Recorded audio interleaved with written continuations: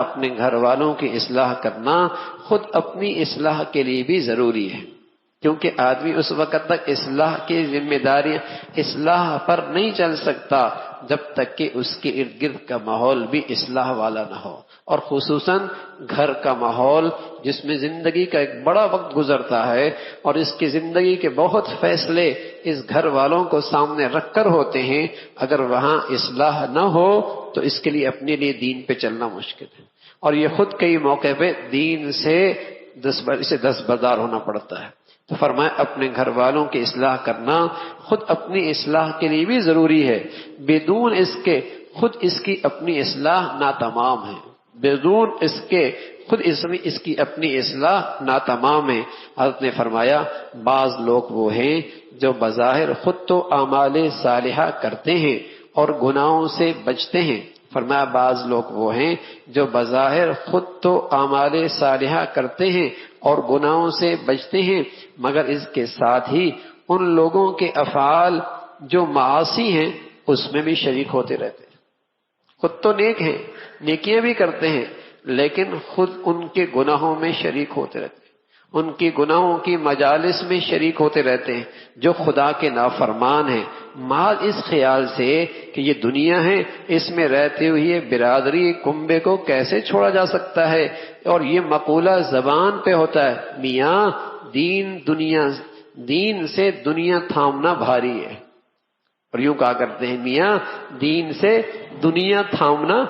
بھاری ہے، اور یوں ان کی مجالس میں گناہوں میں شریک ہوتے رہتے ہیں۔ بعض وہ ہیں جو شریک تو نہیں ہوتے مگر دیکھ کر ان کو منکرات سے نفرت بھی نہیں ہوتی، ان میں شیر و شکر ملتے جلتے رہتے ہیں، یعنی روزانہ کھانے پینے میں ان سے کوئی پرہیز نہیں کرتے، حاصل یہ ہے اپنی کسی برتاؤ سے اس پر ان گناہوں پر نفرت کا اظہار نہیں کرتے، اور اس پر شرکت اور سکوت ایک مستقل گناہ ہے،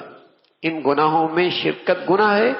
اور ان پر سکوت اور خاموش رہنا یہ بھی گناہ ہے، اس کا ابتلا ہے۔ پھر نظریہ یہ ہے کہ جب مصائب آتے ہیں تو پھر یہ شکوہ نہ ہو کہ ہم پر کیوں آ گئے۔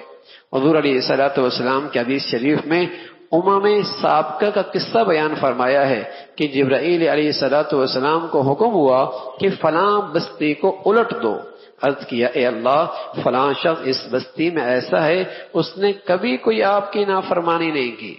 ایسا شخص بھی ہے جس نے کبھی آپ کی نافرمانی نہیں کی، حق تعالیٰ فرماتے ہیں اس کے ساتھ الٹ دو، وہ بھی انہی میں سے ہے، اس لیے کہ ہماری نافرمانی دیکھتا تھا اور کبھی اس کے تیور میں بل نہ پڑتا تھا، ہماری نافرمانی دیکھتا تھا اور کبھی اس کے تیور پہ بل نہ پڑتا تھا۔ تو میرے عزیزو اگر گھر کی اصلاح نہ ہو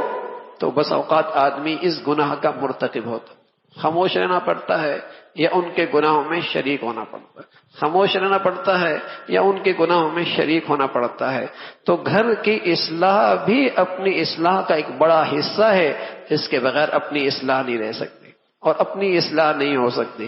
فرمایا دیکھو بھائی اس کی مثال تو دنیا میں موجود ہے،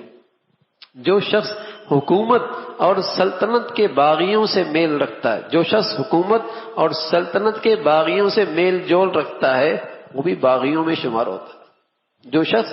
سلطنت اور سلطنت کے باغیوں سے میل جول رکھتا ہے یا ان کو امداد دیتا ہے وہ شخص بھی باغیوں میں شمار کیا جاتا ہے۔ ہم جس کے وفادار ہیں وفاداری اسی وقت تک ہے کہ ہم اس کے دشمنوں سے نہ ملیں، اور نہ ایسے شخص کو وفاداری نہ کہیں گے جو دشمنوں سے ملے۔ یہ تو عجیب بات ہے، دوستوں کی صف میں بھی کھڑا آتا ہے اور دشمنوں کی صف میں بھی کھڑا ہوتا ہے، یہ تو عجیب سی ضدین بات ہے، دوستوں کی صف میں بھی کھڑا ہوتا ہے دشمنوں کی صف میں بھی اٹھتا بیٹھتا ہے، دونوں کو جمع کرنا یہ ایسا ہی ہے جیسے کہ یہ دونوں میں شامل ہے۔ تو میرے عزیزو جہاں اپنی اصلاح کی فکر بہت مبارک ہے وہاں بہت درد کے ساتھ اور بہت فکر کے ساتھ ہم اپنے گھروں کی اصلاح کی بھی فکر کریں، ہم اپنے گھروں کی بھی اصلاح کی فکر کریں، جیسے اللہ ہمیں موقع نصیب فرماتا ہے ان مجالس میں آنے کی، مساجد میں آنے کی، ایسی اپنے گھروں کی عورتوں کی بھی اور اپنے بچوں کی بھی اس کی فکر ہو کہ وہاں بھی تعلیم ہو، وہاں بھی تعلیم کا حلقہ ہو۔ 10 منٹ 15 منٹ اپنے گھر میں تعلیم کرائی جائے، 15 دن میں 20 دن میں کسی جسے کہیں گے دین کی مجالس میں لے جائیں اور انہیں درس سنوائیں، انہیں دین کی بات سنوائیں۔ کہیں اور ایسا موقع مل جائے وہاں ان کو ماحول میں جوڑیں۔ یہ ذمہ داری بھی گھر کے مردوں پر ہے، یہ ذمہ داری بھی گھر کے مردوں پر ہے۔ اگر باپ کے ذمے بیٹے کو کھانا پلانا ہے اور باپ شوہر کے ذمے بیوی کی ضروریات مادی پوری کرنا ہے، تو اس سے زیادہ باپ کی اور شوہر کی ذمہ داری ہے کہ اپنی بیوی کی اور اپنے بچوں کی دین کی فکر کرے۔ یہ اس سے بھی زیادہ ضروری ہے، اور یہ فریضہ بھی اس سے استفادے میں ثواب ہوگا۔